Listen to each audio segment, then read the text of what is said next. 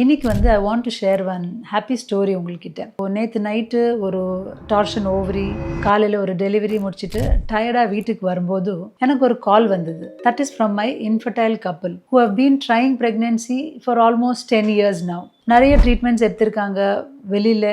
என்ன கூட 2 வாட்டி IUI வரைக்கும் பண்ணியிருக்கோம். அவங்களுக்கு வந்து மேல் ஃபேக்டரும் இருக்குது, ஹஸ்பண்டுக்கு விந்து டெஸ்ட் கம்மியாக இருக்குது, விமனுக்கு வந்து AMH லெவல் கம்மியாக இருக்குது. அண்ட் ஸோ நிறைய ட்ரீட்மெண்ட் ட்ரை பண்ணிவிட்டு ஃபெயில் ஆகி லாஸ்ட் சைக்கிள் IUI பண்ணி ஃபெயில் ஆயிடுச்சு.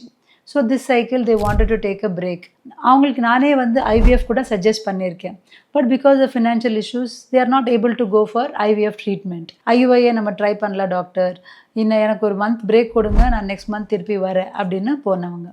இன்னைக்கு காலைல கால் பண்ணிவிட்டு டாக்டர் நம்ம பீரியட்ஸ் தள்ளி போயிருக்குது, எனக்கு ப்ரெக்னென்சி டெஸ்ட் பாசிட்டிவ் அப்படின்னாங்க.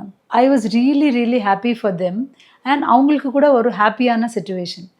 பட் ஏன் இவங்க ப்ரெக்னென்ட் ஆயிட்டாங்க? இத்தனை வாட்டி ட்ரீட்மெண்ட் பண்ணும்போது கன்சீவ் ஆகலை. ஸோ ஏன் இந்த ப்ரெக்னென்சி வந்துச்சு? ஸோ ஏன் அப்படின்னு பார்த்தீங்கன்னா, இந்த மந்த் அவங்களுக்கு வந்து எந்த ஸ்ட்ரெஸ்ஸுமே இல்லை.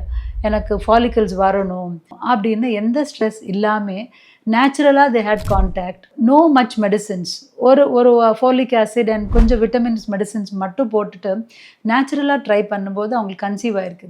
நிறைய பீப்புளுக்கு வந்து without any treatment also they can conceive. Only இந்த ஸ்ட்ரெஸ் ஃபேக்டர், நான் ப்ரெக்னென்ட் ஆகி தான் ஆகணும், இந்த மந்த்லேயே டெஃபினட்டாக நான் ப்ரெக்னென்ட் ஆகணும், அந்த ஒரு குட்டி ஸ்ட்ரெஸ் ஃபேக்டரை நம்ம ரிமூவ் பண்ணால் நேச்சுரலாகவே நிறைய பேர் கன்சீவ் ஆகிடுவீங்க. So follow us for any pregnancy and health related informations. If you have any query, please do comment. Thank you.